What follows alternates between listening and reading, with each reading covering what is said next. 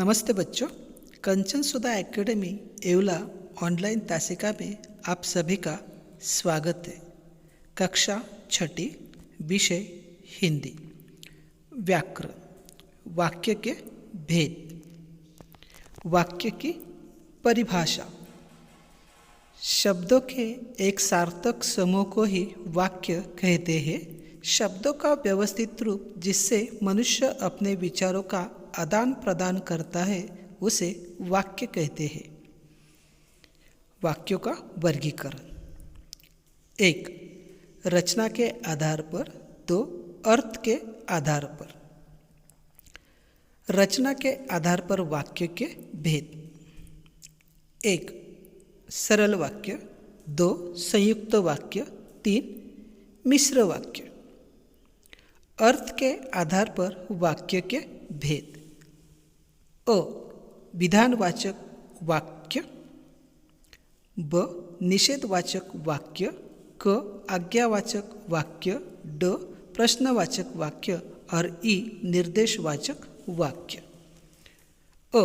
विधानवाचक वाक्य: जिस वाक्य में किसी क्रिया के होने या करने की सूचना हो उसे विधानवाचक वाक्य कहते हैं। उदाहरण: मनीष ने पानी पी लिया। 2. सूरज आग बरसने लगा। 3. भारत हमारा देश है। 4. प्रतीक ने खाना खा लिया। ब. निषेधवाचक वाक्य: जिस वाक्य में किसी वाक्य के न होने या न करने का बोध होता हो उसे निषेधवाचक वाक्य कहते हैं। उदाहरण: 1. मैं आज खाना नहीं खाऊंगा। 2. कूलर और पंखा भी नहीं चल रहे थे। 3. प्रकाश आज खेलने नहीं आएगा। 4. ऋत्विक ने पोटली नहीं खोली। क. आज्ञावाचक वाक्य: जिस वाक्य में किसी भी प्रकार की आज्ञा या प्रार्थना का बोध होता हो उसे आज्ञावाचक वाक्य कहते हैं। उदाहरण: 1. चुप बैठो। 2. कृपया शांति बनाए रखें। 3.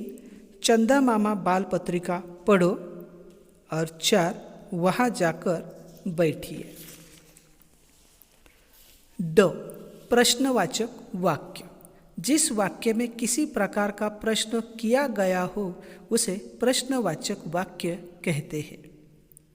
उदाहरण: 1. यह फिल्म कब खत्म होगी। 2. तुम यहाँ उदास क्यों बैठे हो। 3. मैं क्या झूठ बोल रहा हूँ। 4. जन्मदिन किसका था। आखिरी ई.